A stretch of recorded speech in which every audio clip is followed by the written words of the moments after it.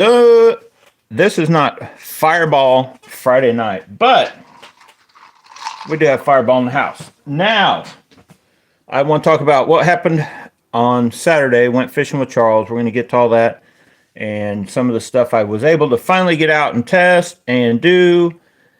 And I switched up some of my baits. Do I have a favorite? Did any favorites change? We're going to get to all that. So if you haven't, hit the like button because you're going to like this video. If you haven't subscribed to Bass and Bonsai, buckle up, subscribe, and hang on because we do a lot of different videos, whether we're down here talking about showing you the baits or out on the water fishing the baits, testing the baits.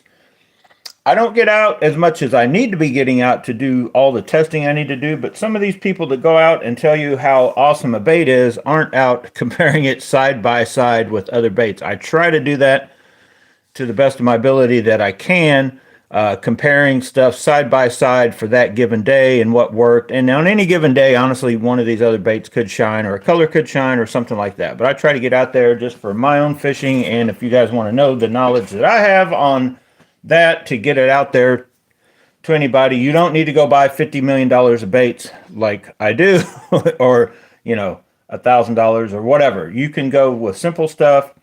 And a lot of you already probably do that. And some of you probably just are collectors and collect all the different stuff and fish with different stuff and all that kind of stuff. So this channel, it's for you. It's for everybody. It's for all the losers, all the uppity Shimano owners, all of you Daiwa fanboys. You guys know who you are.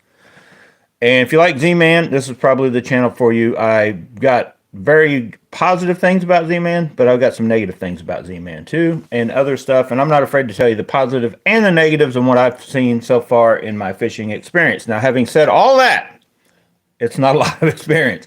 Done it for years, but I've simplified it until the last several years of making YouTube videos where I've had to expand out just to basically prove what I already found out over years of not, while I wasn't filming, of what I use, and the simplified version is the best way because it saves you money and time and hassle.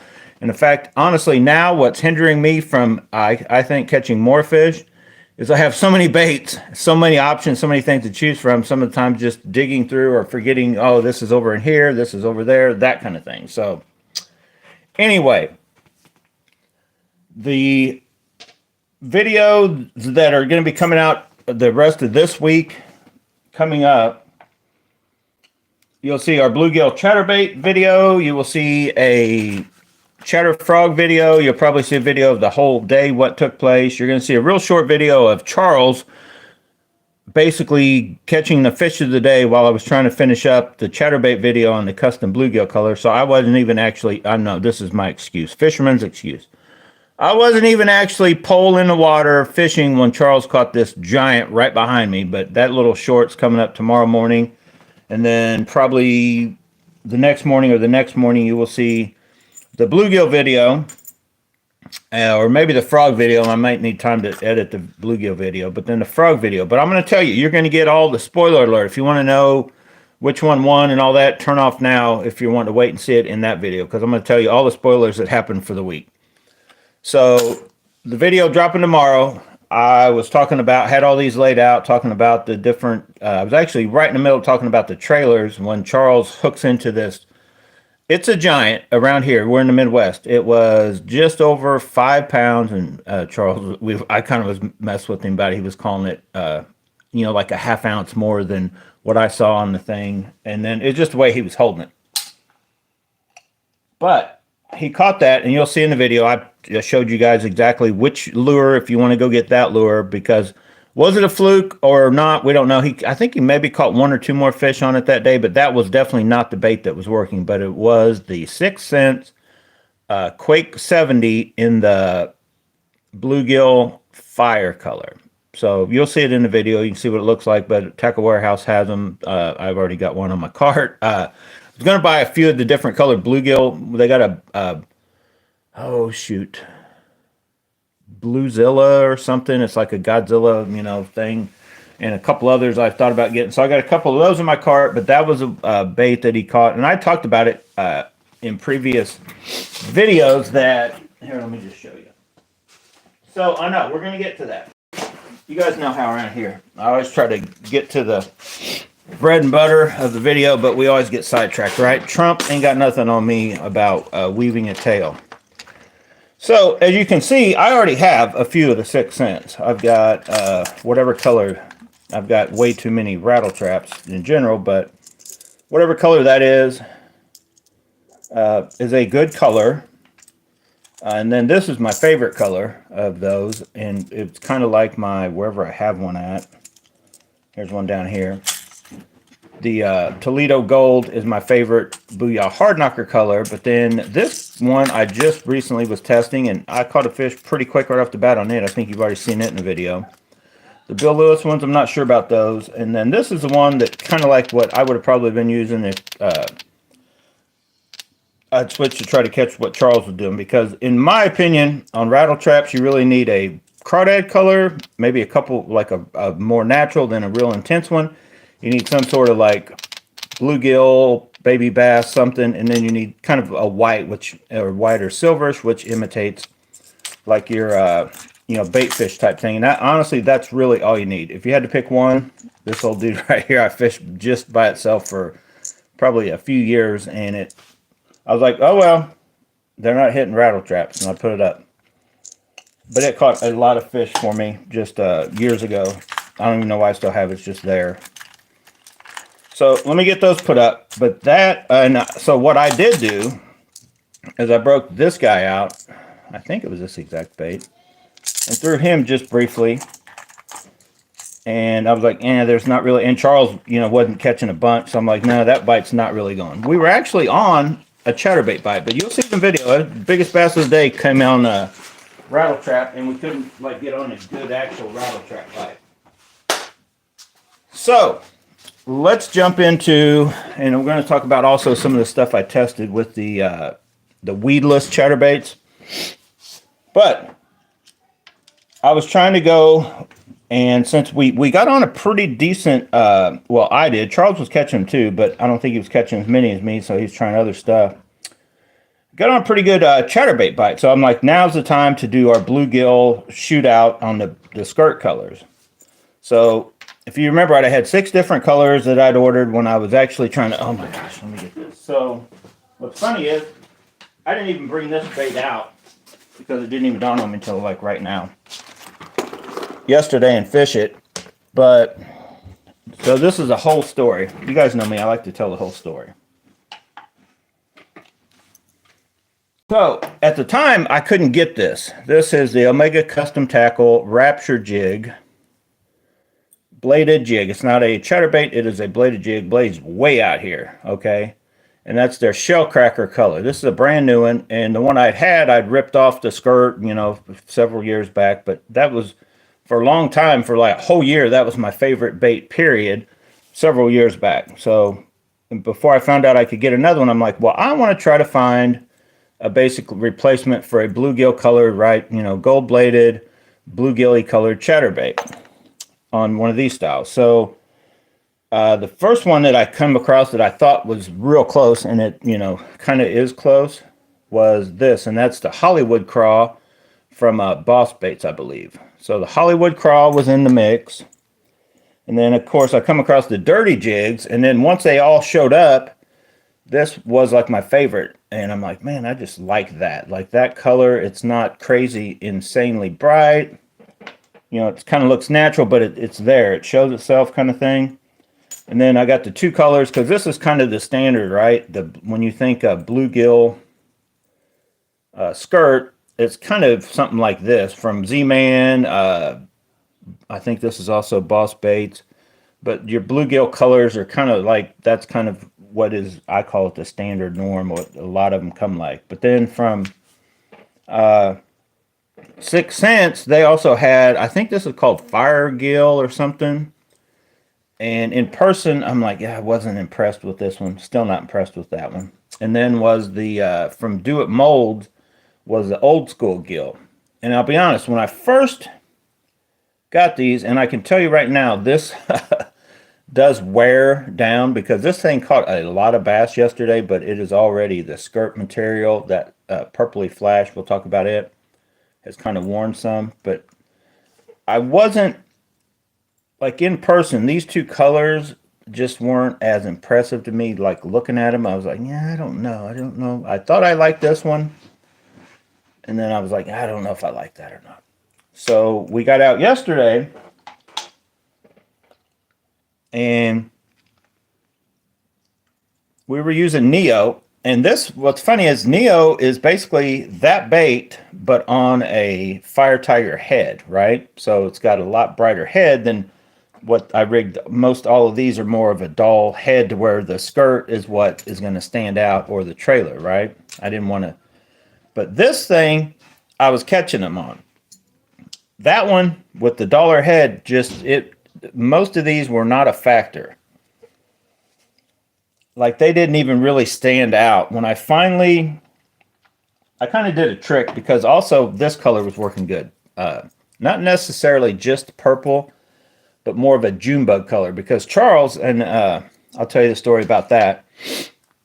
Charles switched to a June bug Zinkers and literally had to stop fishing it because he, as fast as he could throw it out, and now some of you guys can be like, oh no, I wouldn't have stopped doing that. He literally couldn't set the hook fast enough. They were swallowing it. It was a June bug Zinkers. And I'm like, you're going to need to stop fishing that if you can't. Like, so 3 fish in a row. They were dinks, and somebody asked me where the word dink, where does dink come from? I have no idea.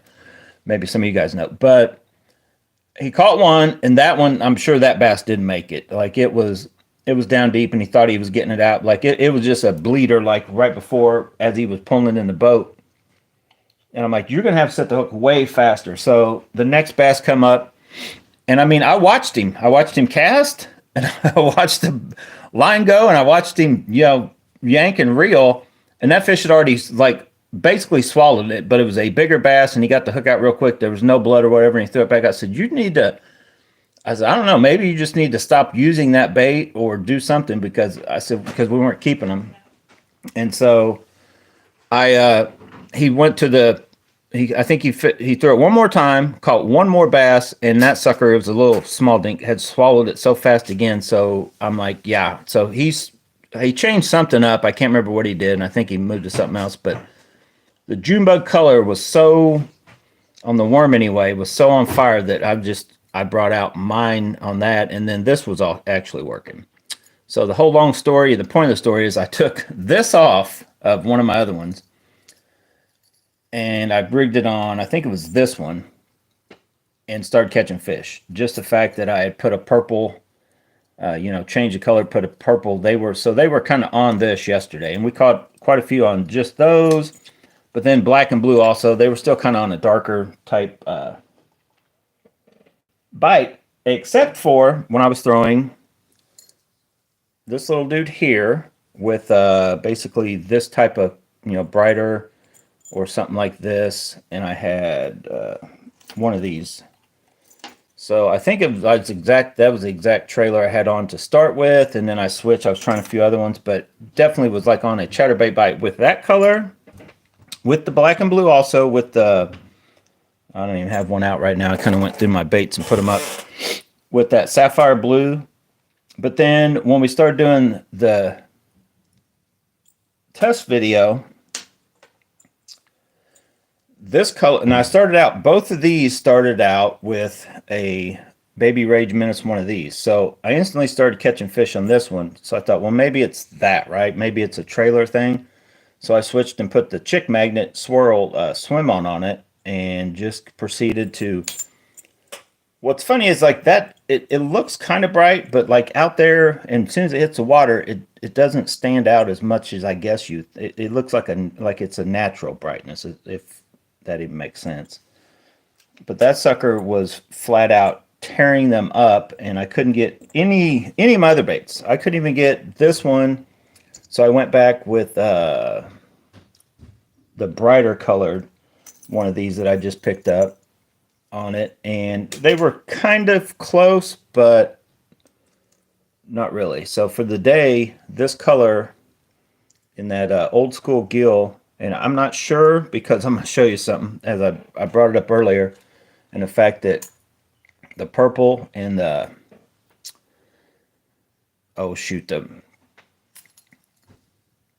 bait Charles was using was catching them so well that I think some of it could have had something to do with this purple flashing, that there was more of it, but we've since, like, a lot of it's gotten flaked off.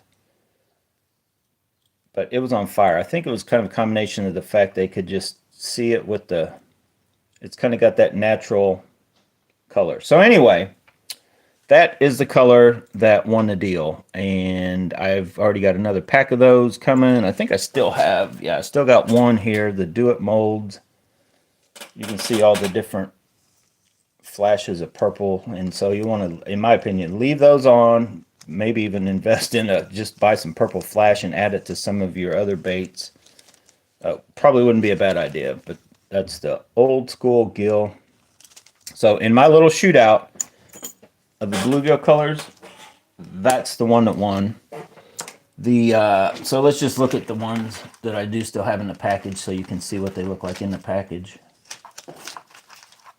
I think I'm out of the dirty jigs, but anyway, so from 6 cents, that's the one that it's kind of similar, not really, but sort of.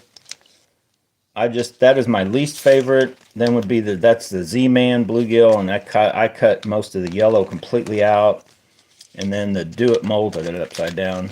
But their bluegill, I'd recommend cutting some of the yellow out. You might leave a little bit, but I don't like the long strands of yellow, in my opinion. Actually, that's probably the 6 cents ones are my least favorite of the bunch. That was probably my least favorite, that color there. And then would be that one. And then these.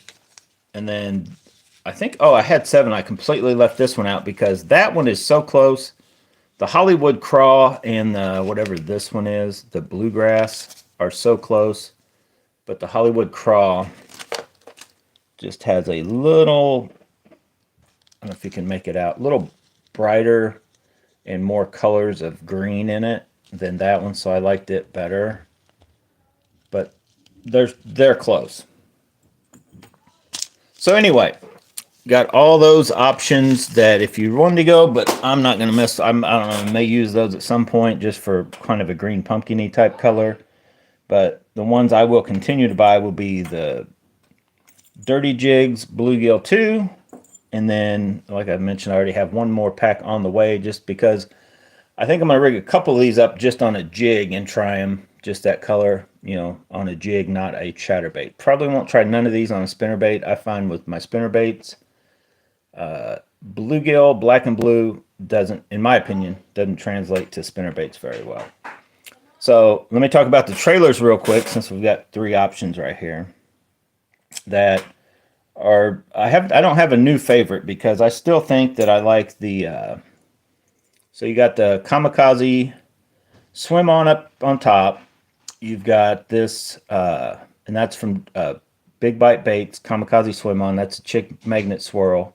I had to buy 2 packs to get enough of the ones where I like this to, instead of they had a lot of white in the tail.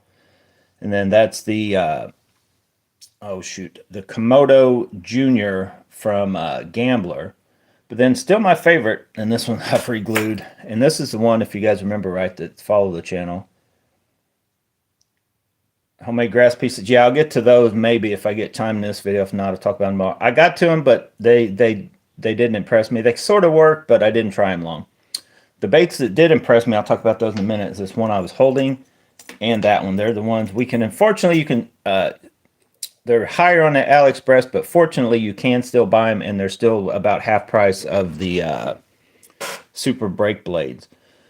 So if you guys remember right, this bait, it had come like just with 2 like air bubbles in it. So what I did was I cut a piece of my chartreuse type colors out of it and just melted them into that just to solidify it and use it.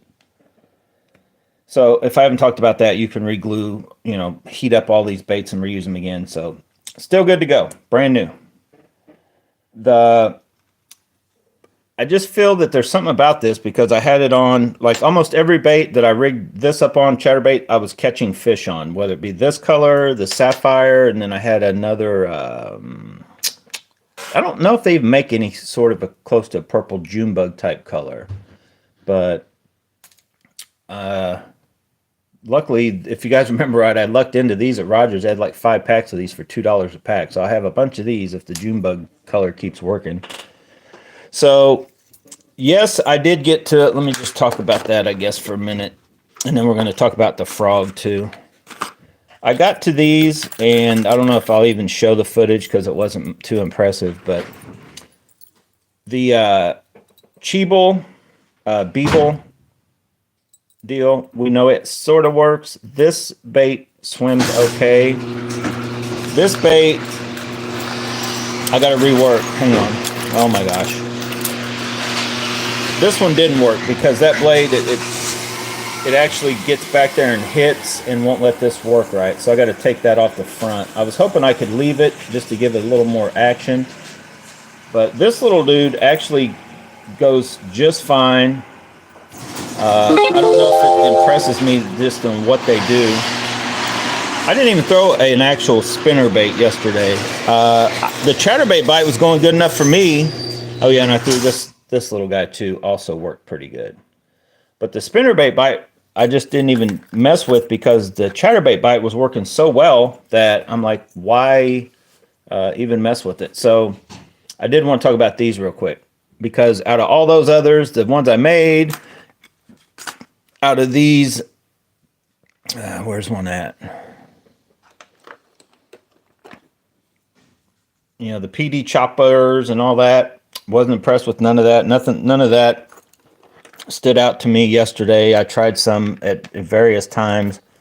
The only bait that I felt of all the either knockoff Japanese stuff or the Japanese styles that I liked were these two. I threw both of these. I think I caught fish on both of them. But they do. You can throw them up almost in anything and then just pull them through. Just for the fact they've got these two little barb, it doesn't look like much, but it's just enough to keep them from catching in, you know, whether it be not necessarily wood, but like, you know, stems of dead weeds and grass or whatever. So you can throw them like almost on the bank and then come out of stuff, throw them in and around wood. You can just throw them in more places than you could a normal chatterbait. And I was getting bit with them, right? The colors were not bad. I wouldn't say I was getting bit real great because I felt like at the time I had what I call Neo here on with the exact same there. And I felt like I was, and it could have been just the fact that head's a little more intense. I felt like I was getting more bites with him, but I couldn't throw him where I could throw these two. But I definitely am going to keep using these. I'm not going to buy any more. Honestly, if I lose these, will I replace them? Yeah, I maybe. And right now, I was getting them for $6. Hopefully, the price may go down at some point. Right now, you can still go get these for $11 on AliExpress. Now, they're a little lighter wire than a normal chatterbait, but I like them. I thought they're pretty good. The negative is I tried this guy. I think just for the fact I got the ½ ounce and they've got this thing, they feel heavy, they feel luggish. These don't chatter as much as a normal chatterbait. They've got a chatter to them, but they're definitely a muted chatter. So maybe when there's times when they don't really want a chatterbait, there's times they might work or whatever. This thing has a lot of, like, I don't know, I just call it resistance. It does chatter pretty good, but I've yet to catch a fish on, I had one, not this guy. Where's the one I had rigged up? So I had this one rigged up. I just finished now repainting the deal because I didn't take all that orange off, so now I'm just taking that head and painting it just to take close to as much as that intense color off of the front. I think that was part of the reason. But I had this dude rigged up throwing him. I had, if you remember right, was that guy. I since then put a skirt on him, but I had him rigged up with the crawl, just throwing him around. Never got hit on the cross eyes from Z-Man. So still not impressed. I'm still working on trying to figure out a color or something, do away with that bright orange on the head. So let me talk about this and then I'm gonna get out of here. I know, and then a lot of you guys talking about how I comment on my videos about, all right, I'm about ready to get out of here. Then I never do. I go on about something else. I know it's not a stick. It's not like me planning it. It's kind of what happens. So we got out there yesterday, and also since I'm like, well, I'm catching them on chatterbaits. Now we didn't catch any giants. I think we caught 3 or 4 or 5 couple pound, 2-pounders maybe. And then caught a bunch of, pounders or so. And then you can see it is already starting to flake off. This was brand new as of yesterday. Had all of its skirt material. I tried these other legs briefly. They just kind of drag back like Elastic tends to do when you try to add something to it. These weren't doing too bad, and I did catch fish with it, and I fished it long enough. I put on a Rage Menace, not the baby Rage Menace, but I rigged a Rage Menace on it. And actually, that's probably what I would, if I continued to use this to try to catch fish, I would probably do away with this. But I was catching them on this. This tail does kind of work. I kind of wish it had more color options than just being that, you know, kind of pumpkin colored with the black fleck kind of deal, right? But this bait works. You're going to see, watch the video when I put it out. I'm literally get it out of the package, start talking about it, and show you like, okay, I'm gonna rig this one up, I'll try it. And I was like, all right, well, let's just keep it live, let's go. And on, you know, first cast, and I literally, I wasn't ready for it, had a fish. He jumped off. Next cast, caught a fish. Next cast, had another one and it got off. I'm like, my gosh, why did they ever stop making this thing? Like, it was just getting bit. Then it kind of faded, and then I was like, okay, when it faded, that's when I switched. I'm like, well, let's try, or I switched to the other legs, and it just looked ridiculous to me, so I didn't fish it long, a couple casts, and then I switched to a Rage Menace, and then I think the Rage Menace, I lost something, dink come up and bit the appendages off, so I'm like, oh, shoot, so I just went back to that on it, and then I just kind of gave up. But these had the knock of getting, you know, the paint doesn't stay on. Now the paint on the blade seems to be staying on for 2, 3, 4, I don't know how many fish we caught, not a lot, but you can already see that I fished it long enough. You can see how the head hits like right there. If you can make out that it's already completely ate up the paint here and here, but it's a muted, this is and I've had a few people comment on the videos when I talked about picking this up off eBay, commented how these are awesome for skipping. Now, I'm not really a skipper, but I would thought that this would have dug in, but I guess when you throw it, it definitely, they said it's good for skipping. But it's a muted, it definitely doesn't chatter like the Jackhammer or the Z-Man original. It's got a more muted, and it may be because it doesn't move as far. I don't know. I just feel it's a muted, kind of like these are. The frog does not chatter as much as these knockoffs or the Jackhammer. They're probably closer to like the little dudes, so probably closer to like you know, one of these little Evo Mini Maxes or something. They chatter, but it's a muted chatter, right? So will I be buying any more for $11? No. I'll probably go ahead and just keep using this. I'll probably just leave it like that and just, you know, random times pull it out and fish it kind of deal. But I honestly don't know why they quit making these, or at least the pattern, you know what I'm saying? Like, because I could see where when you're throwing these up around grass or something, it's a very good possibility that, you know, a bass might mistaken that for some sort, you know, they don't know what they're eating. But these are actually decent colors on, you know, white belly when it's going through the water. That speckled pattern. It definitely got hit. Like it's one of those, I can throw it. I definitely have more confidence in catching a fish on this bait right now as opposed to what I did on this bait. Well, it had a very bright reddish orange head at, you know, then, but I still, like, this was definitely working. That dude I threw that probably, and I had, I don't even have it now. I had a Yum craw on the back of it, and it was not working. Thing was getting bit. So you can track them down still on eBay. You can find them if you really want them, or for your collector, or if you never even heard that Z-Man had a chatterfrog out and you wanted to collect a few or just have a few in your arsenal. They are still available on eBay. I got lucky. This one popped up like right off the first of the searches, and it was $11. I bought it, and a lot of them are not, you know, everything's like $20 nowadays. It takes $20 to like change your mind.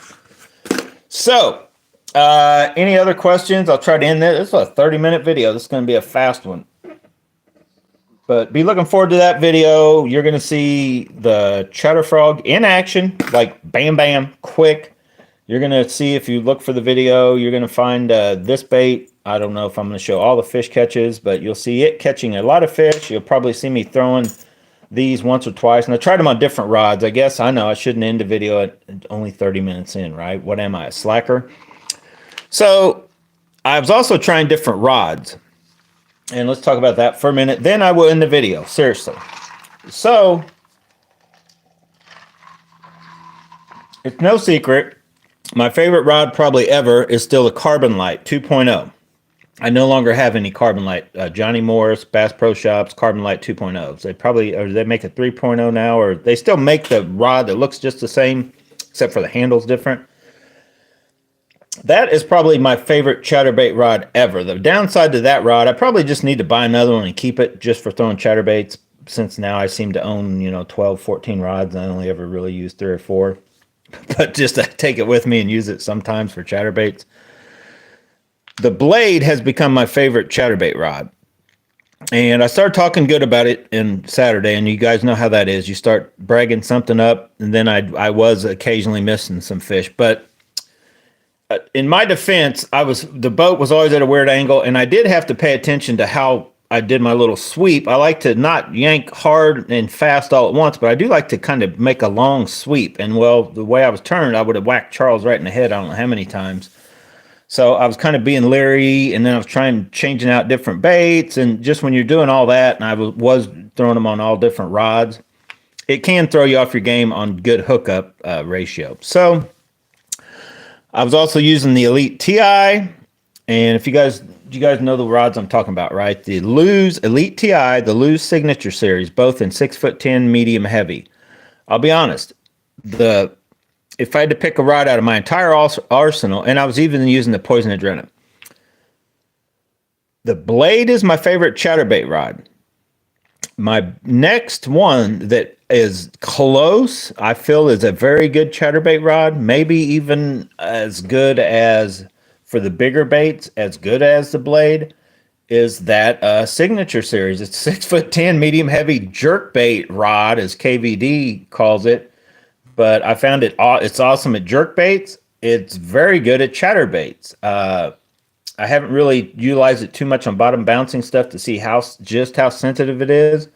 But that rod, I'm telling you, it's one of those, like, just do it all. It's kind of like a Poison Adrena. But the Poison Adrena and the Elite TI, I can't explain it. There's just something about them that I feel is a little off when it comes to chatterbaits. And I don't know, it takes it's hard to explain, and I can't even explain it. I don't know the mechanics, the physics, the science of it. I think that the 2.0 Carbon Light is so good is the fact that it lacks that extra little sensitivity that I kind of like, but the fact that by the time you feel the fish and you do set the hook, it gives a little delay, almost like what a fiberglass rod would, kind of thing. But that rod, if you look at the bend of it, you're like, that is not a chatterbait rod. But that rod just worked for me better than any rod I've used to date other than the Blade. The Blade gives me sensitive, yet when I'm pulling, and it may be because it's shorter, it's only 6'8", so I'm not picking up as much line as fast. So I can feel it ticking through the grass, getting caught up. I can pop it out. But then when I feel that, oh, that's a fish for sure, and I do my pulling, I just feel my hookup to land ratio, the castability, the little accuracy, all of it combined. That Blade is just, you can't beat it, in my opinion, the way I fish chatterbaits. The next one would be either the Carbon Light 2.0 or, honestly, this Lew's Signature Series 6'10", medium heavy. I put it kind of like right there together. The Elite TI it's also 6'10", medium heavy. They feel real close, but I don't think it's quite there with the Signature Series. And then the Poison Adrena works, but for some reason yesterday, it just, I don't know. I felt like it wasn't as good as those other ones because I've caught some giant fish on the chatterbait on the Poison Adrena. And I think it was just a combination of, I was doing all this different stuff. I'll tell you the rod that I was using it yesterday. I knew it wasn't good, but I wanted to double check myself on it. And I probably should have broke out my NRX jig and worm rod just to try it too. but I was throwing some of these chatterbaits when I was doing the bluegill shootout on the Dobbins 704 and my Super Destroyer P5 Megabass. Those rods suck horribly for chatterbaits. So what my plan was, like, well, if it gets bit, it's telling me that the skirt's good. If I lose the fish, it doesn't mean the skirt's bad. It just means that for sure that rod may be. But I'll be honest, you can get hit. So what is another thing that I found out, because I started out throwing this on the Signature series, and it was awesome. And I was throwing one of these that I did get some hits, but I didn't seem to be landing them. It may have been the Elite TI.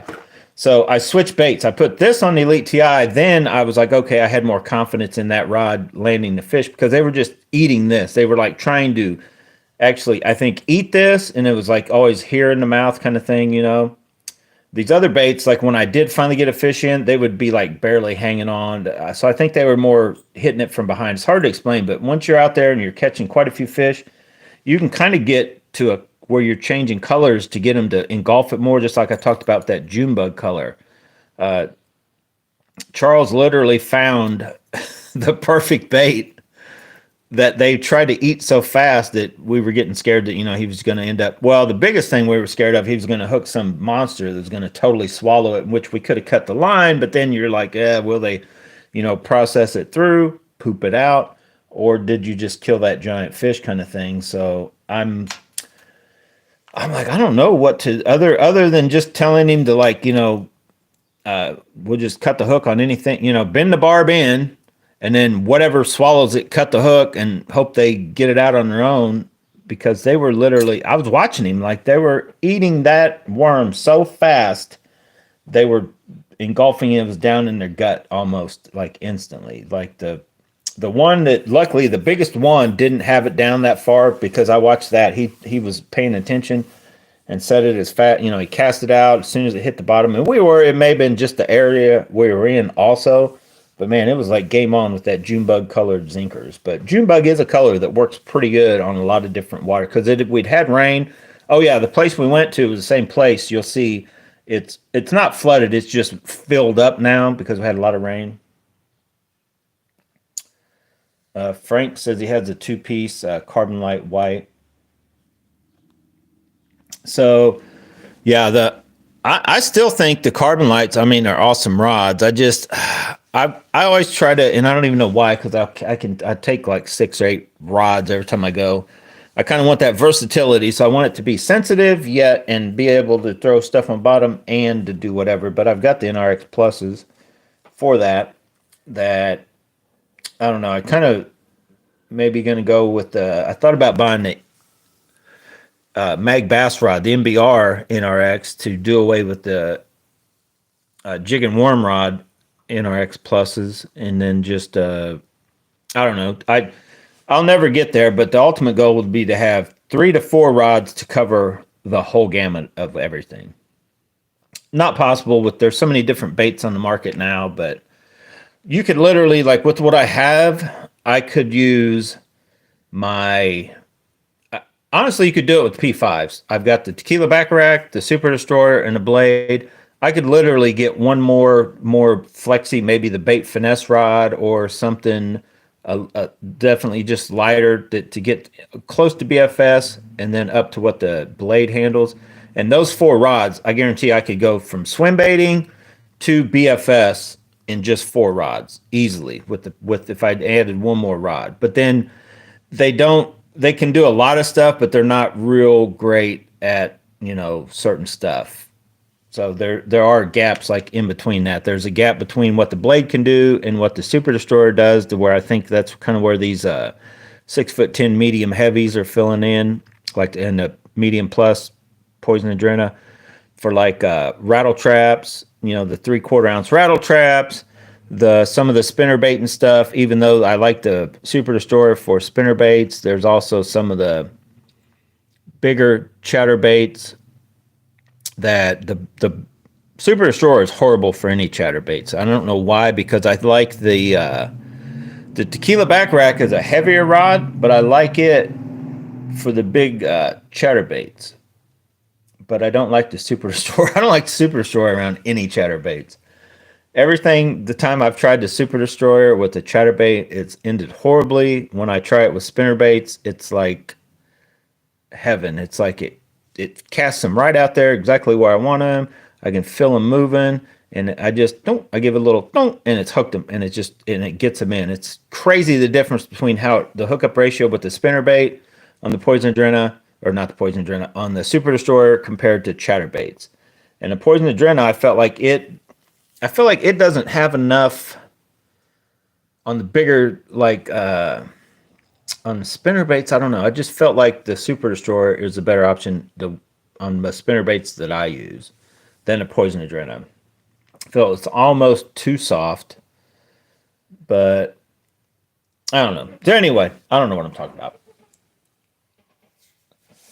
So Frank's got a 2-piece carbon light white that he's never used. What length is it? You need to get it out there and use it for moving baits anyway. The carbon lights, most all of your Bass Pro Shops, house rods are probably good for moving type baits and stuff. I don't know how sensitive any of them are as far as for bottom bouncing stuff. I've never really tried the Signature series stuff, anything over the cost of what the 2.0 carbon lights are. I did the cranking stick. So back in the day, I liked the power hump handle. You guys remember those on the long full length cork handle that had what's it called, the power hump? Was it the Tournament? There was a couple rods, the cranking one and then the Tournament. I think they were like that $129 rods, or $89. I don't know, but back then, those rods were pretty good. They're not going to be like sensitive, but for like moving type stuff. And I wish I still had a couple. If you guys remember the rods that Rick Clunn had out there for a while, I don't even remember the brand, but Rick Clunn had those baby blue crackle fiberglass rod lineup, and I had one or two of those. I just wish I had those because I remember those. They're a little bit on the heavy side, but man, they work good too.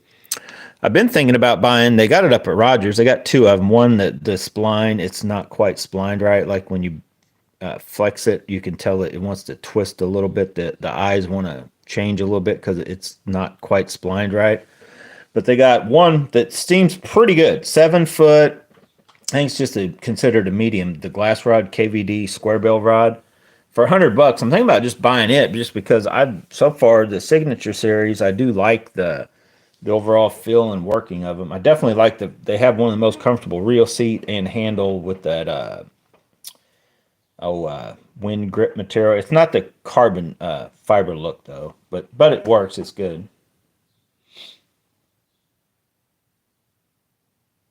Wright and McGill.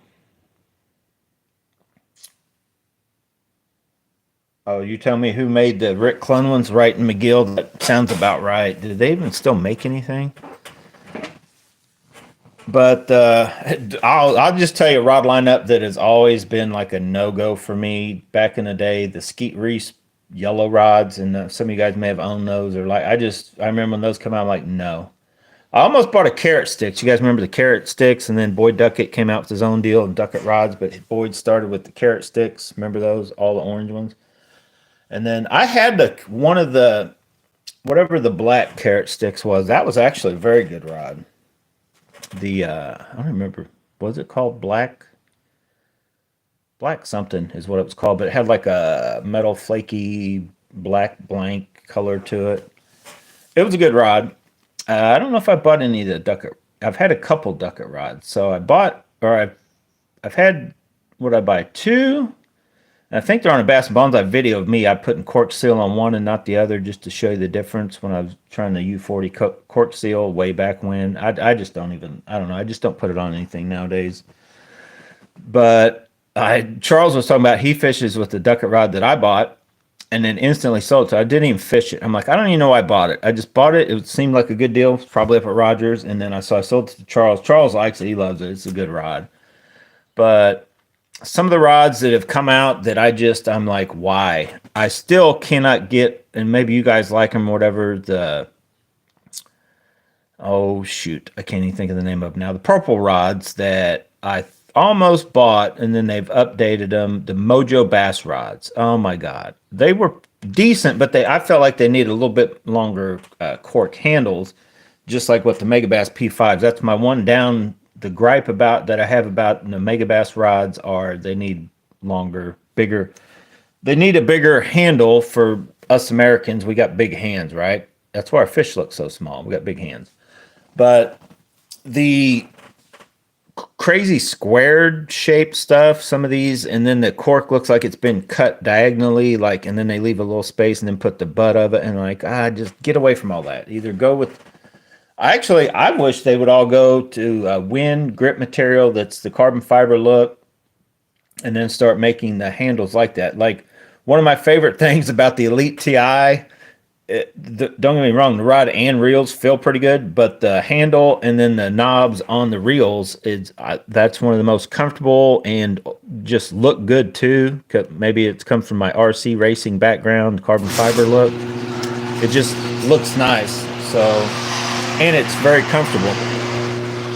But back to the rods. Yeah, the Rick Cluns, I've always gonna buy, and I just never buy one of the Lou's perfect cranking rod or whatever, the green ones. I've always been going to buy one of those. And then some of you will know I've always been going to buy the Phoenix feather rod, the 6'9" medium heavy. I can't remember, is it Frank or Eddie? One of you guys always recommended me to buy that, and I just still have never bought that rod. And they make it in a 2-piece with like gold accents. I thought about buying. But anyway, there's so many rods and so little time and little funds to go around and buy them all, right? Oh, I also wanted to comment. Charles caught that giant bass on a hard bait, and he threw hard baits way more than me. But I did throw.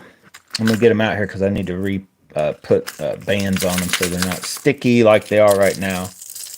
I threw this guy, never caught a fish. I changed to this guy, the E-bone, never caught a fish. Now, I didn't fish them long because, like I said, I was on a chatterbait mission, and they were hitting chatterbaits. I threw this guy when Charles was throwing, and then I switched to that one I showed you earlier, the red eye shad in more of a bluegill color. I threw this dude. I didn't catch a single fish on a hard bait yesterday. Now, I never did make it to square bills. Charles, I think, caught one on a square bill too.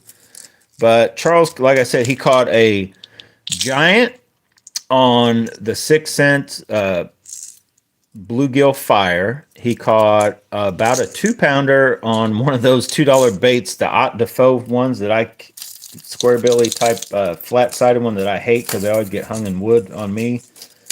And then I think he caught a couple other little ones on a very bright looking crawl pattern one.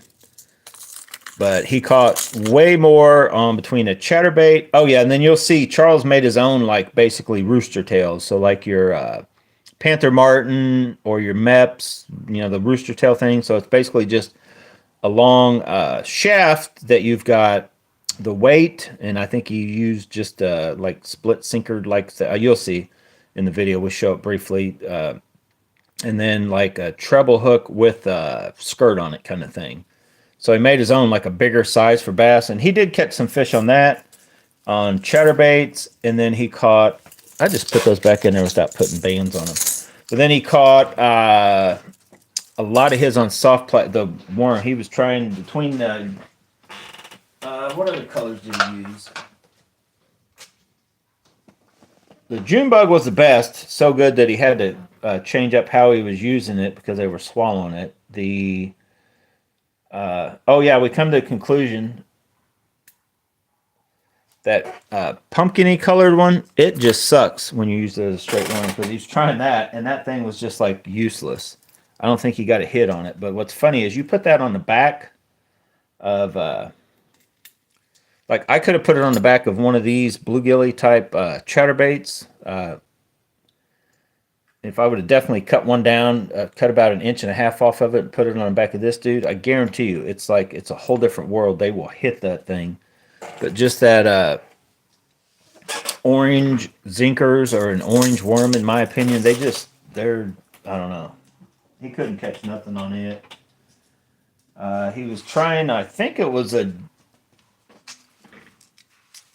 he was catching on something else. I can't remember what, but the wind was blowing so hard. The wind was blowing so hard. I was trying some different jigs, and I couldn't get a jig, even a swim jig, to really none of that kind of stuff. I was moving along. We were kind of letting the wind blow us. We're basically fighting the wind, casting, and then letting the wind blow us back down and casting as fast as we could into these, the flooded weeds and stuff like that. I did get into a pocket where that's what gave me the idea. I'm like, I need to put together a bluegill chatterbait video because I got into a little pocket. I was throwing this guy, and I think I caught, there's one little dead bush and then a big 15-foot circle around all these other live bushes that flooded. And anytime I just was throwing into that and just pulling bass out. So Charles switched to a chatterbait also, and then he pulled some out. We probably caught, I don't know, a bunch of fish in just one little area, just casting in there in this little pocket. And then we hit pockets like that occasionally, but that was just the one spot that they were just in. It was in like the shallowest part of the place that is normally not even, if it is in water, it's only like 6 inches of water, but it was in probably 3 to 5 foot of water now. And the water clarity was still pretty good. It was still 3 to 5 foot. It was probably at least 3, maybe close to 5 foot visibility. So it wasn't bad. It was definitely more stain than it normally is there. But it was just weird how what we were catching them on, from the bright, what I consider kind of a bright color, to a dark color. And I was even catching them on this. But then just the fact when I did switch to try, I just knew for sure that a jerkbait I could get on some sort. Jerkbait has worked every time I've thrown it so far this year, except yesterday. It just wasn't working. I think maybe it's because they've all moved to some kind of cover. Get your fish ons in the house. Thank you very much, sir. You got a pretty good channel yourself. I don't even know how many subscribers you got. I haven't paid attention, but yeah, I've been doing this for quite a few years, been trying to put videos out, and I try to keep it in fast and furious information, a little bit of, fun factor too. I try to do that when I'm out on the water fishing, but I found out a lot of you guys like for me to just sit here and talk about these baits that I'm using, and some of them I'm out on the water getting frustrated with, and then other ones I'm like, why didn't I use this before when I finally start using them kind of deal. Wild cherry. I don't even know what you're talking about, Michael.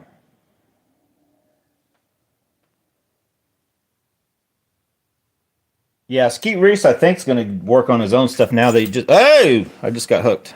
Now City's retired. Oh, yeah, let me talk about this one while he's out there. I tried this bait. If you guys remember, I made this. This is my black and bluegill. It's a horrible bait so far. No bites, no nothing. I don't know. No, I don't think I did. I don't think I made it to put in a purple trailer on it. I think I don't know. I'm not impressed with what I've created. I created a monster that doesn't work. It's got like what you think should work, right? It's got a little bit, it's got the black and blue, it's kind of got the green pumpkin, got a little bit of orange on the belly. I mean, that sucker should just gold blade. It should catch fish. Its time's coming. I'm not like gonna tear it down, start over kind of thing. But black and bluegill, I couldn't get it to work. Now, what's funny is, I don't know if I even showed it. Charles was fishing a bait, and he showed it to me. I said, that looks like a black and bluegill. So I think I might have shown it briefly. But it was close to this, and he had a crazy bright blue trailer, sort of like the sapphire blue, but and a little longer than what I usually run mine. And he was catching a few fish. He didn't go on a crazy tear with it, but he was catching fish on it. I tried that, dude. I still, as of right now, like in chatterbaits, the spot remover. So let's go through that real quick. This is just a bigger one, the 1/2 ounce, but my favorite whitish one is still spot. I didn't even throw, since I was doing this thing, I was sticking to like these darker type colors, other than when I did briefly throw these. Sort of that, but this is also, these aren't far from that if like you look. So like that, something other than just all white, right? I think the minute you start adding some other colors, you kind of add to the natural, which is probably a crappie, because everywhere I'm fishing, everywhere is loaded with crappie and bluegill.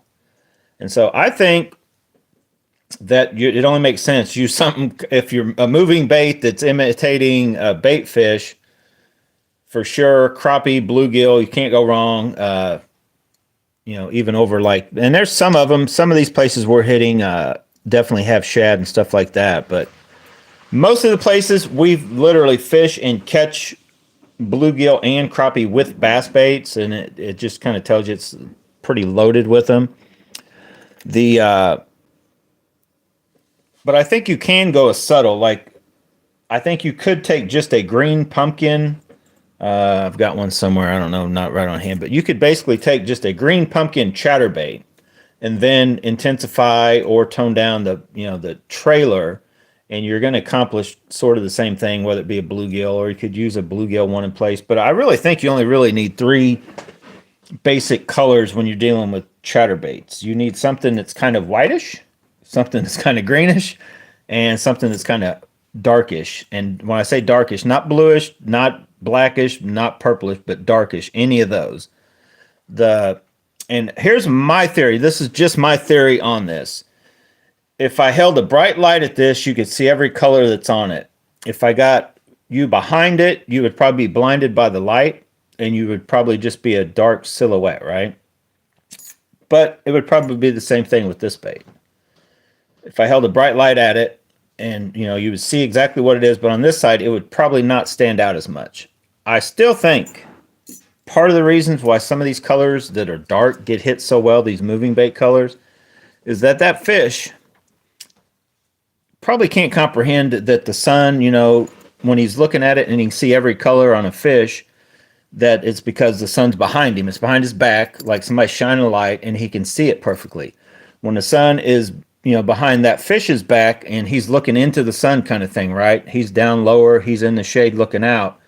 I think this imitates what he sees probably more often than this, right? Because they're ambush predator. They're like sitting back in the shade, so the sun could be shining their eyes. So I think that's some of what has to do with why these colors can, no pun intended, shine at certain times, so to speak. It's just because they're just like, I'll go out there and you're like, there's no reason why that color should be working, but it just does on jigs and chatterbaits. Now, some of you guys may comment and have a different opinion, but I feel that this color or this color are way better at chatterbaits and down, like jigs, maybe possibly swim jigs or something. But when it comes to spinner baits, I do not have the confidence in these colors compared to what I do in a chatterbait or a jig. Now, the bluegill color is kind of hit or miss when you get in that green pumpkin-y color or a lighter greenish color, right? You're imitating a bluegill or whatever, because every part of me still thinks that overall, chatterbait is better at imitating a crawdad, a crawfish, than it is a fish. And a spinnerbait is way better at imitating fish, maybe 1 or 2 or 5 fish or whatever. That's what a spinnerbait's better at. And a chatterbait is better at imitating a crawdad. Now, I know, why does something like this work then? Or why does something like this work? I have no clue. But that, just if you've ever heard fish underwater or crawdads underwater, and how something, when it lifts off the bottom, just like the kind of noise it makes, I think a chatterbait imitates that better than anything. I think the Z-Man, the original bouncing, clanking off the thing, does a better job of it than any of these other baits. But it's just my opinion that part of why the colors also don't translate as well to a spinnerbait. But the spinnerbait colors, it's just, I feel they're roughly I think the chatterbaits work better down low also. Like I feel that if you were going to go out in open water, up higher off the bottom of, whether you're on a very shallow bank or a steep bank, the further you get away from that bottom, the less likely a chatterbait is to work and the more likely a spinnerbait is to work. Now, spinnerbait, you can slow roll and you can bounce them off and they still work just as well, but I feel a chatterbait loses something when you get away from grass, you get away from cover, you get away from the bottom. And I think part of the reason why a chatterbait works so good, popping it out of grass, popping out of something, because it's imitating what a crawdad is doing when it pops out of something. It just, boop, there I am, and oh, I'm going to eat you. To where a spinnerbait going through the water, all it takes is kind of a little stain, chop on the water, right, gives a disco ball effect, just lets that fish not really be able to see it quite as well as a bluebird skies, flat water day, to where they're like, that doesn't look real. And they hit it because they're thinking it's a fish. And the chatterbait they're thinking is whatever they're thinking it is. It's more of a quick, I'm going to eat it because it's, before it gets away. They can definitely, I think a chatterbait has a more draw than any other one. Like the spinnerbait, they have to look at it.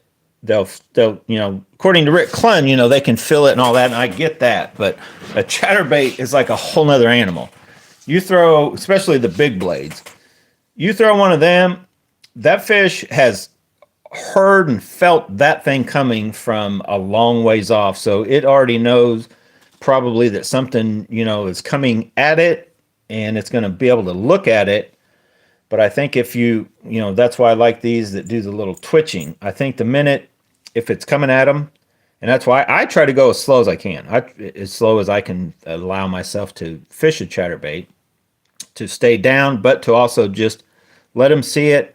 And then I don't know for sure when I'm by the fish, but then so every so often I try to, give it that erratic, like, so if it's right by a fish, when it does that, he's going to be like, oh, now's my chance. Or it jumped right his way and he thinks it's maybe coming at him, so he's going to eat it or do whatever kind of thing.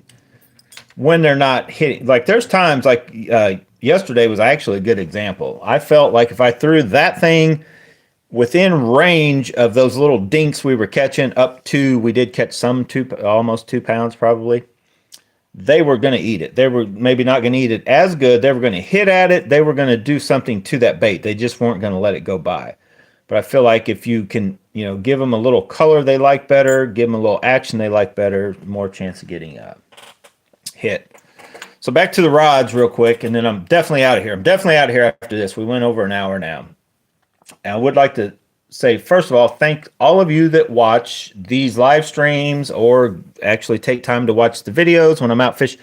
These are simple. I just come down here and start rambling on about stuff. The actual edited footage, and when I'm out there fishing and trying to tell who I'm fishing with, hang on, let me do an intro. Hang on, let me, do an outro. Hang on, let me do a little, whatever. And let's stop fishing just long enough to do this, because you guys know how it is when you're out fishing. Like, bro, I ain't got time to stop for none of that. Let's get over here and try this or that, especially when the wind's blowing real hard and it's hard to stay in the spot. But those are harder to get out and on YouTube. These are simple. But the rods, I'm still toss up. Yeah, the Wild Black. Yeah, this was Wild Cherry. Yeah, the Wild Black, I had one of those. But the Skeet Reefs, I just couldn't deal with the yellow rods. Now, I did have the Abu Garcia, the Revo, in the black and yellow Skeet Reefs. That was an awesome, that was an awesome reel. Unfortunately, I bought a left-handed, because back then, that's when I hurt my arm. So I was like, well, I'll try to switch and I'll give it a chance. So I bought that brand new left-hand wine. Tried it for about a month. My hookup to land ratio got horrible. I felt like I just couldn't work baits right with my right hand holding the rod. I felt like, if anything, I yanked too hard. It's hard to, I'm not trying to act like I'm a tough guy or anything, but I felt like it was just all off. I grew up fishing with the bait, spin cat, Zebco 33s, 202s even, Zebco 1s. You thumb, hold that, cast them out, switch hands, and you retrieve. And that's just how I do it now. It seems so natural to try to, and then when I transfer is the main thing. So I put my finger on the trigger here, right? And then so I cast. Even if I cast and were to go reel here, when I hold the rod and reel, I go to here. The trigger sits down in here.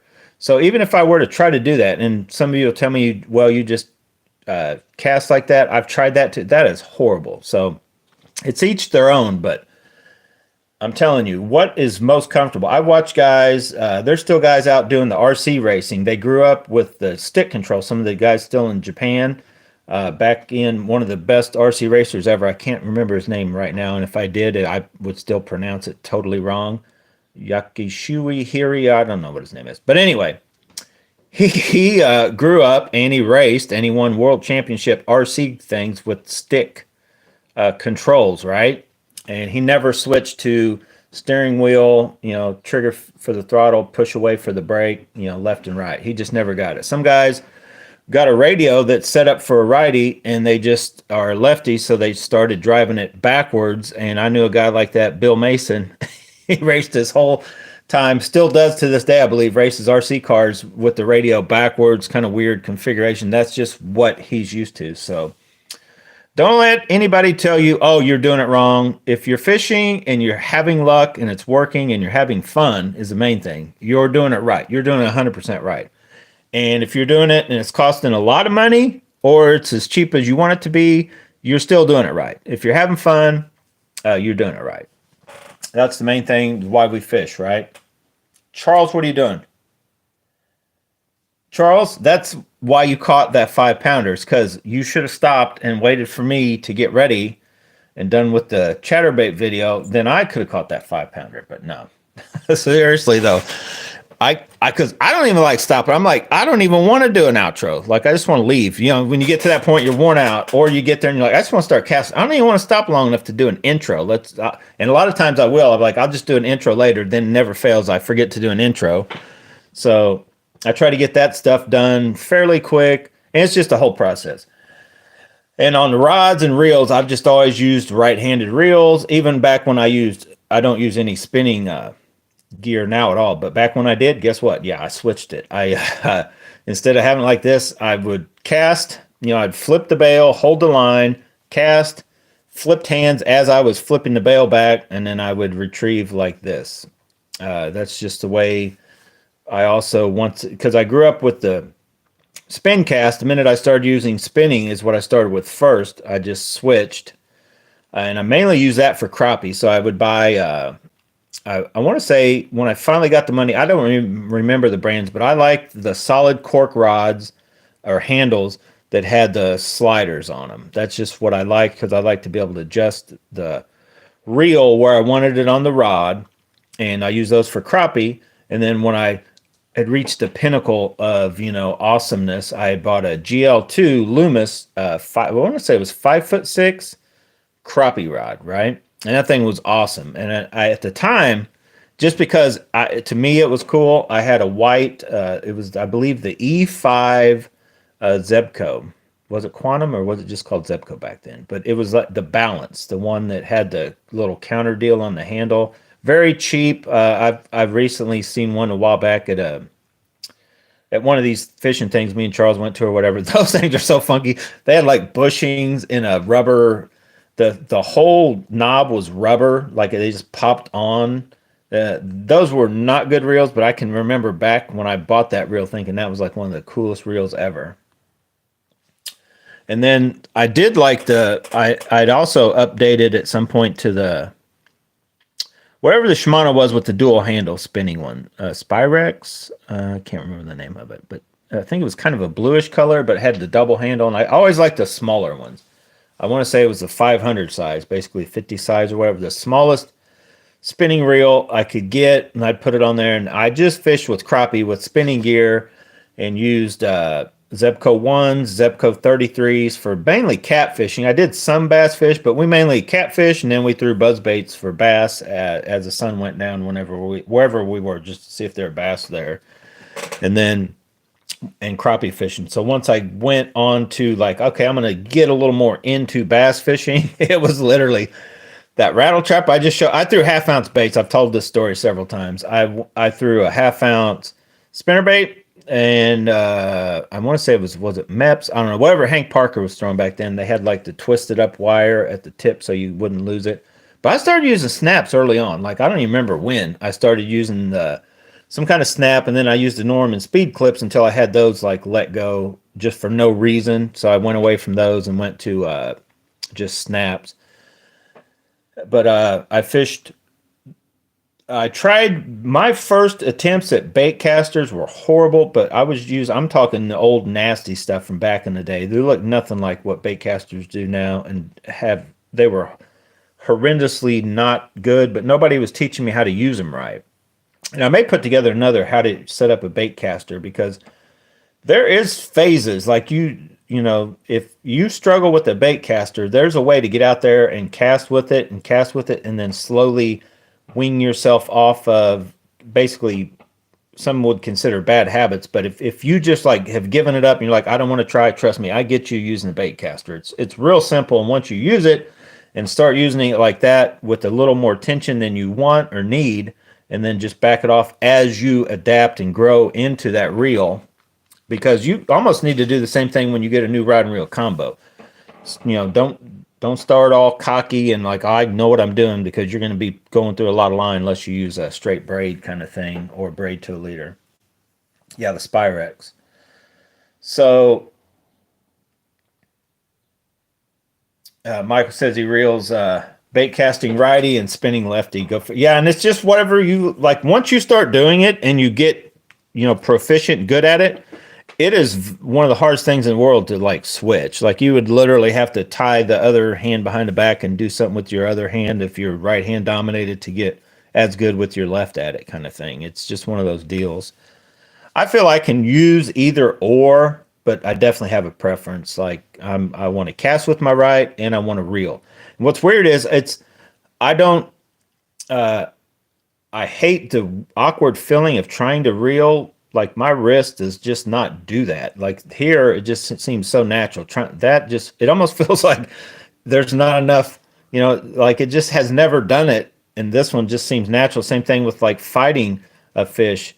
It just seems so awkward holding a rod and trying to, pull or, trying to do any kind of whipping around. I'm just used to, the actual fighting of the fish or the little movements, but then the casting motion I've got down with this hand, the working the baits I've got down with this hand, trying to switch it's not right. It's like trying to walk backwards. You might be able to do it, but it's going to take you longer and going to feel weird. Charles needs to break out his antique flugers. Oh, I'll tell you, I don't even remember the brand. I do remember one of the coolest reels back when. So while I don't know, how did we get on going to blast in the past kind of stuff, but I never forget one of the coolest times ever for me this was when there was just Bass Pro down Springfield. Tell you how old it dates it, back when Babe Winkleman was actually on TV and was pretty well known, right? So we went down not to just see Babe Winkleman, but Lefty Cray was down there. He was doing fly casting seminars. Babe Winkleman, big boy, was down there. Daiwa had just come out with their Procasters. They had this like chartreusey, bluish colored plastic. I think it was all plastic reel, but a bait caster, man, I wanted to buy it.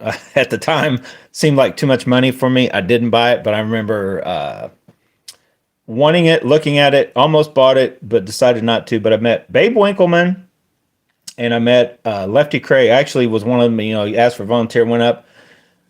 I fished with a fly rod briefly.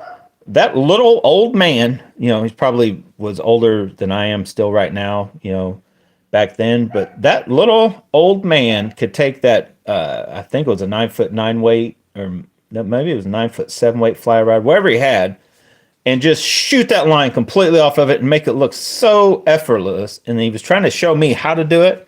I'm like this back then, probably mid-20s, 6 foot, 220-pound dude that could not get the power put where it needed to go to shoot the whole line off. I wasn't doing horrible, but you'd watch him and he'd be like, doop, twist, poof, and just, and when he let go, shoot, it just shot the line out. I'm like, man, That dude knows how to fly fish. But yeah, that Daiwa reel, I've still never owned one of those. But then a few years later, when I got, this was maybe several years, 5 years later or so, Fluger came out with the Try-Ons, if you guys remember those. Man, those bait casters they were these crazy wide. Now, if you look at them now, they're like just crazy bulky wide reels. But man, those bait casters I thought were something else. So I ended up getting, and I've still got some old pics of me having those in my boat, setting across tackle boxes stuff. But those were good working bait casters. So I had the Fluger Try-Ons.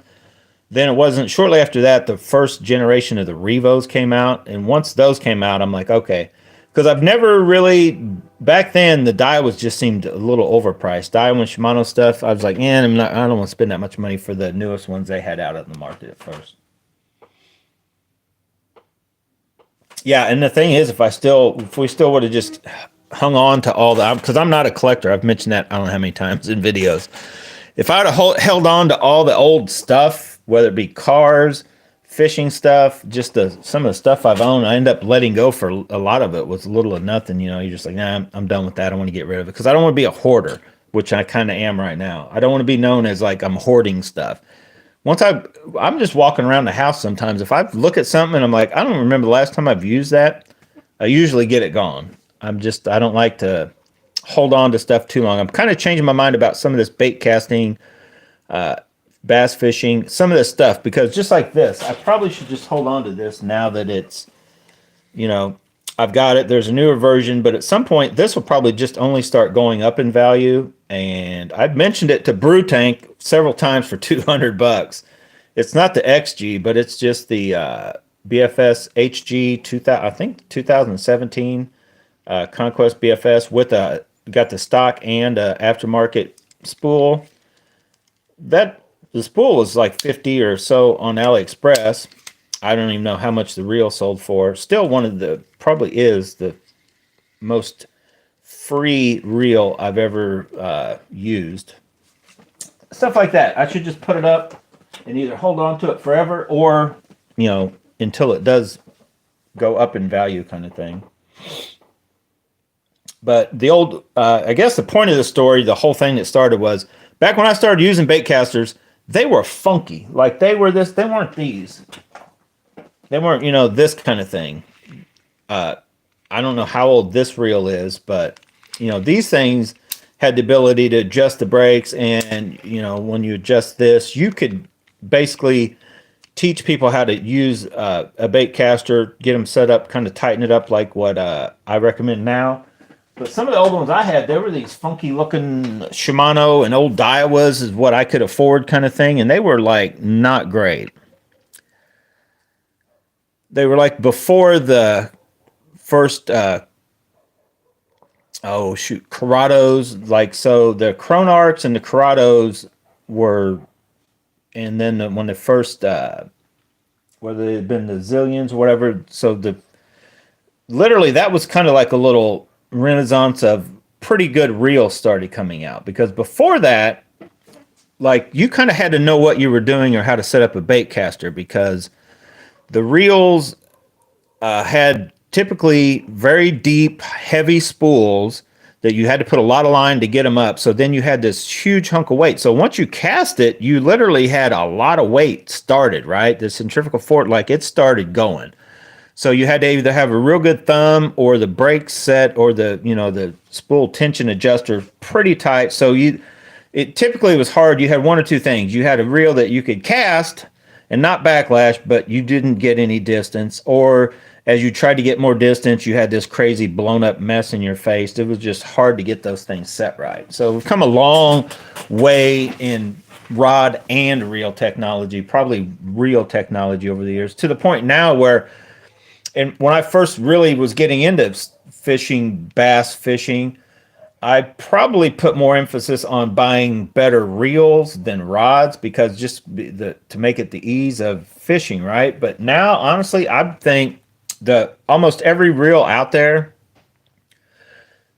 I'll use the Black Max. I keep using that one, for example. The Black Max is probably as good or better than the first gen of the Revos, the probably right there with the first gen of like the Daiwa Zillions. As far as just it may not last the years those reels would, but as far as the adjustability, the settings, the overall initial smoothness, and just what you can do with them. So basically, a $50 reel, and then 79 or $100 reels nowadays. You can go out there and fish for several years, whether it be 2 years if you're lightly using it, 4 or 5 years lightly using it, maybe only a couple years if you put heavy use into it. But if you go up a little more and you get into like the Daiwas, I'll use the Tatulas or the Shimano SLXs now that are 99, $150. Probably going to get 5 to 10 years out of those reels. They will do everything that 10 years ago, all the high end ones you were having to pay to do. So I'm to the point now where I still, even though I keep buying high dollar reels, I would say that you're better off to invest your money that you're trying to, to a little better quality or more sensitivity or, a little higher end in the rods over the reels. Now, you can still get very good rods, but if you want something for bottom bouncing jigs, Texas rigs, shaky heads, soft plastic type stuff, and you get a good rod with good sensitivity for that, and then just throw, whether it be you've already spent so much money you can only afford a $50 reel, you're not really going to be losing anything. If you can afford, $100 reel, put on that higher end rod, or $150 would be the best. 179, $200 is really where it starts. 150, $200 when you get good everything on a reel. Rods, you can get in there for around that, but when you can find the deals like you can on some of these, you'll find them clearing them out on either Black Friday or on just certain times. But around $150, $200, you're gonna have good rods, but that extra little sensitive stuff really start out at that $250 or $300 in all seriousness to get to that little level. Now, do you need that? Not really. You don't. But just for example, I'm not sure how sensitive the rod Charles had was, but when he was hooking those fish so deep, so fast, the more sensitive of a rod you can have then is the faster you can detect like something touched it. You throw it out and you can even a split second getting that yank and getting that fish up and he didn't swallow it. Because I've said that several times. I'm more worried about like me not losing a fish than I am letting them swallow it. That's why I like the extra sensitive rods. Because if you hand a kid a rod and a worm, they'll get the fish, but normally what'll happen is they get the thing in. Like if you're fishing with soft plastics that's salted or scented or all these baits, Berkeley Power stuff, they'll usually eat it. Like if you just throw it out and you leave it alone long enough, so the extra sensitivity there isn't necessarily for like my peace of mind on it isn't so I can feel every little tick and bite and all that, and so I get that fish. It's so I don't like they're not swallowing my baits. I'm not chance of losing the bait, killing the fish, that kind of stuff. So that's why I've kind of changed my mindset a little bit. That's kind of why I've got the two NRX pluses that are jig and worm rods, 802 and 803, just because I got that like lightweight 10 pound and then the 12 or 15 pound test. Bottom bouncing stuff for the, when the bite gets tough and I want to go super finessey, and I can be doing that. And tell exactly what's going on down below, right? I'm like a control freak. I want to know what's going on. How to tie up a thunder cricket? What are you talking about? I'm not sure what you mean by Nighthawk 86. Can you show how to tie up a thunder cricket? I don't know what you mean by tie up a thunder cricket. You just put it on.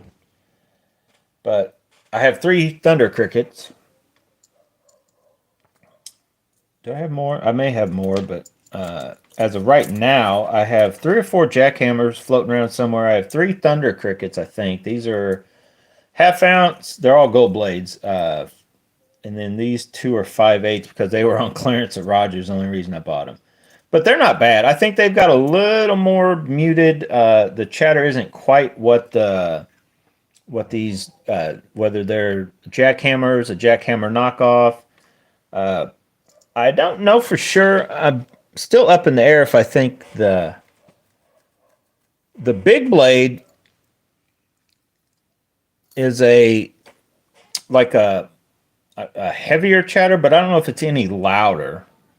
but it's definitely, I think, more of a presence in the water. These little dudes, the rum blade or whatever, or the rum blade knockoffs, are definitely muted. Those any of these, especially these ones that I call them bladed jigs. Like this is a bladed jig because it's not direct connect. There's no way that blade is actually hitting the lead part. It may be clattering around on the shaft, but and they're definitely more muted. The bladed jigs are all typically like that. What's weird is the one I just showed you earlier, and I don't understand why that one is so muted, but it is definitely more muted than, it may just be because how heavy that is and how the shape of it.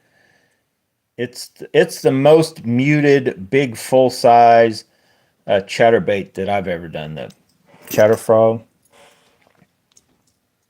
but the where are they at? Well, I already put it up, but the oh shoot, the Omega Custom Tackle Rapture jigs, those still have like this crazy resistance. I think it's just how that blade is, the size of the blade, but there's no like chatter to it, just for the fact that it's not bouncing off anything. But there's just times when I think that works real well, and it definitely jumps around as good as any of these. But it's that thinner profile. If you have a slim lined bait that doesn't have much resistance, the minute you start twitching and stuff, you just have to look at some of the underwater footage of what they'll do. That's why I trimmed down all of these swim-ons. That's why I like the baby Rage Menace over the Rage Menace on the smaller chatterbaits. But if you're using the bigger ones, then a full size, which I have around here, is just fine. It still works real well. So like on a, you could still use it. It's just going to slow it down a little bit. You know, the regular Rage Menace compared to the baby Rage Menace. But like on the big blade, the Z-Man Original, or if you're looking for bigger profile, now you could always trim that up, even shorten a little bit if you just want to keep the weight down. Because there's two things that are going to slow down the darting hunting thing of a chatterbait. The overall weight that's coming off behind the blade, you know, the size of the blade to the weight ratio makes a difference, but then the drag. So if your skirt is poofy at all, so if it's like one of these skirts that come pre-made, that's going to affect it. So even one with the band, or tied is the best way, but even one with the band will let it kind of slimline, right? As soon as you start pulling it, it goes down. The Z-Man Originals, they don't do that. They're like this, right? So it's more what I call an umbrella effect. It's going to create some drag, and then if you put the bigger the trailer and the body of the trailer you put on, the more drag. So then when you try to get it to jerk and stuff, it's not going to do that as much. But there's times, trust me, that all it takes is just be coming through the water, chattering. That's all you need. It's got the rock going. But the extra little wow factor, if you will, is when you can take one of these little dudes, and it works best with a normal size chatterbait blade, a 3/8 ounce. Now the tungsten would probably work as good, maybe even better, but like a 3/8 ounce tungsten head or just a 3/8 ounce head. You know, a lot of them come with like, instead of a 4 or 5/0 hook, one size smaller than whatever the original came with. But you got that skirt that is either a tied or a thin band. So see how that just all, as soon as you pull it, it's collapsed. And then you got a slim-lined trailer, even though these legs are, everything's thin, right?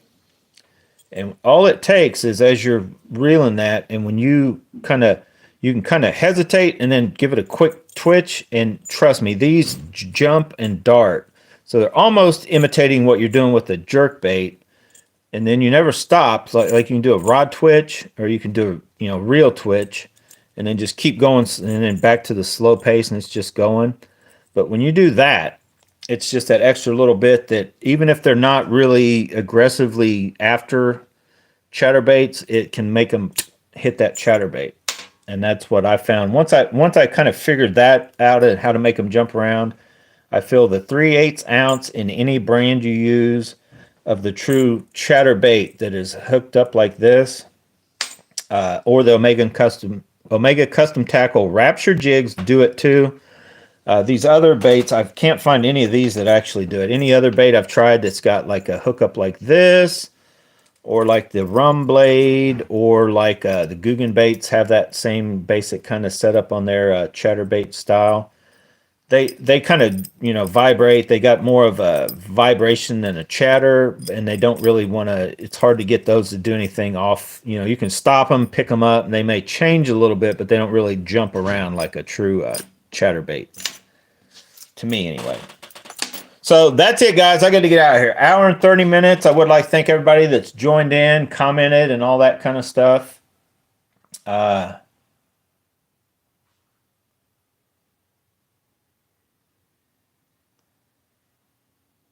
Okay, hang on a second. I got a quote. Nighthawk 86 is, can you show me how to type a thunder cricket? You've tried to string one on my pole, but I feel like it's not right and not making the sound. Think I strung it wrong first time trying to use it.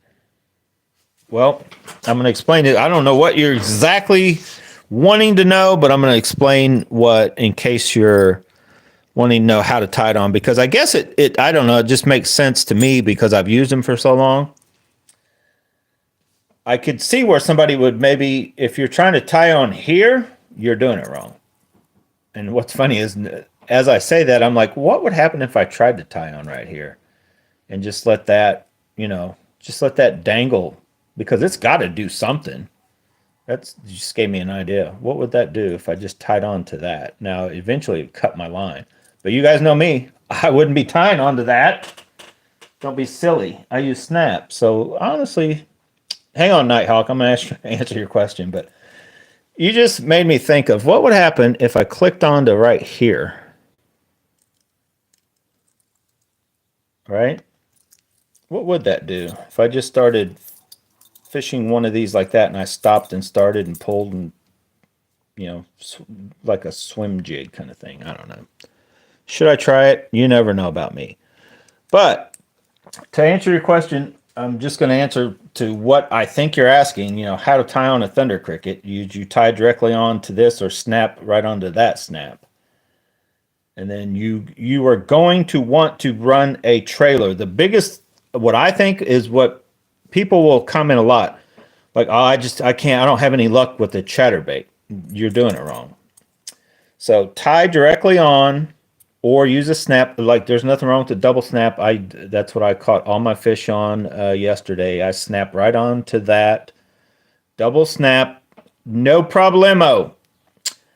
You're going to want to run some sort of, and you can use whatever you got laying around the house, right? Kitchen utensils, no. You can use pretty much any bait. If you've got a soft plastic laying around, you may want to trim it up a little bit. Like I mentioned, my favorite are the Kamikaze Swimon for big bite baits, the Komodo Junior from Gambler, but probably what you can go to any tackle shop close to you and find would be, where did I just put it? I had one. Who stole my Baby Rage Menace? Here it is. I would go buy a pack of either Rage Menace or Baby Rage Menace, and I would look if they've got this color, green pumpkin, purple and gold flake. I would buy that color. If not, if you're dealing with black and blue, buy the sapphire blue or a black and blue or a green pumpkin. Honestly, will work. But get that bait, the Rage Menace or Baby Rage Menace. Try to get it on there as straight as you can. Now, the trick with the Baby Rage Menace is you don't go all the way. You just put just where the head of that gets to about there, because you're going to want to leave it long enough to where the skirt, it's about that. I'm going to start calling it 1.5 inches. You want over an inch, but you don't want to go to 2 inches, right? It's like Matt Allen when he's talking about the Largo shad. Not the 3-inch, not the 4-inch, the 3.5. So when you're extending, in my opinion, because we're from the Midwest here and we kind of like to keep it a little compact, I don't like to have 2 inches of anything. And I'm still getting them ripping the tails off these dinks off of just shortening it up. But you want to have it to where at least like this. If you want super short, you want just the skirt to tickle the appendages or arms or legs or whatever you want to call them. Or you want about 1.5 inches. is what just a little bit more on these. Now, if I was using the regular one, and let's see how I got it on this guy. So this is a full-sized big blade, right? And that's the full-size Rage Menace. So I got it rigged up, and if you look, it's just kind of maybe a little more compact, but this is a pretty big bait. But I got just enough of that. So that, compared to, let's look.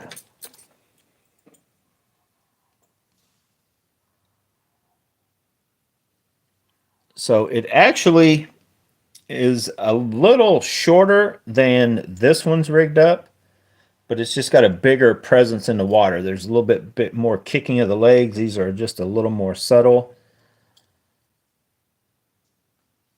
But hook your trailer on and go. Like this dude, that's about the way I like them though. These are a touch on the long side, but they're so thin.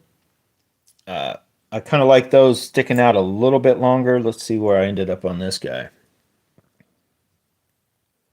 Yeah, about the same. I like those sticking out a little bit. Now you could shorten it up, but I did lose one of these also. I had the fish ripped me right off there. I lost the Rage Menace, and these guys all survived so far. And these all have survived so far. I've yet to lose. I'm going to knock on wood. Hang on. I've yet to lose one of these guys. I've ripped one this way. A fish must have grabbed it good enough. It like ripped it down, and I just used my wood burning weller to fix it back, so it's fine. So just rig that bait on and go. Should be no problem. That's what I did. Feel stupid now? Well, don't feel stupid, because unless somebody tells you, you don't have any idea. Because the minute you said that, I'm like, how did you hook it? And I'm like, oh, well, unless somebody told you, I can see where you're like, oh, yeah, hook it to the head and go fish it, and that blade will just move around. But no, hook to that. And what's funny is we did lose. We lost a soldier yesterday. So, and I know, and I've told you guys to check him, and I checked, but I guess I didn't check enough. I came back yesterday with just this, and we lost a little Neo. One of our Neos is down. We're down to 3 3/8 and 2 half-ounce Neos now, because one of those, I don't even know how it happened. It's one I've been catching a lot of fish on. I guess I hadn't been paying attention that somehow the head had worked loose a little bit. So I'll talk about that in case you guys are still getting the knockoffs. The knockoffs, you got to watch. That will either come from the factory, sticking out, and actually have enough of a gap to where that can slide right out, or that could possibly be a thing. So I'm going to have to watch it. This makes the second one ever. I don't know how long. I've fished these a few years now on the knockoff jackhammers type baits, and that makes the second one that's done that to me. So, like, if this was happening every month, every couple months, I may be like, oh God, there's an issue with these. But it's very random when it does happen. So I don't know. And it wasn't even a big fish. Like, I had a fish, he was on, I don't even think it was a pounder maybe. And so either over a little bit of time, somehow it must have spread out, or I just wasn't paying attention to that one, because I'm not even sure if I looked at that one. Just got out of the package, put a bluegill skirt on it, and started fishing it. So, like, looking at this one, I don't even know if I could squeeze it any tighter, but I think it's perfectly fine. So double check those on the knockoffs. That's one thing that's solid about any of the Strike Kings, or the Thunder Cricket Strike Kings, the jackhammers, even the Z-Man originals for that matter. You're not going to have that problem. The only problem I've ever had with or any of these big blades, like actually the big blade, if you look at that, see that? There's almost a gap there, but I think it would be impossible to have a fish get that off. So, but you got to watch on the knockoffs. But I've had no issue with any of the Z-Man baits. The only issue I've had with anything Z-Man when it comes to chatterbaits are the ones they don't even call them chatterbaits. They call them the flashback minnows, which are little micro chatterbaits, basically. But those are very not great quality and very light wire. So I recommend those for only like a BFS type thing, and keep up on them and don't let them get wet because they will rust and the finish will flake off of them. They still work very good, but they're just a cheaper made overall than other Z-Man stuff. You can just tell.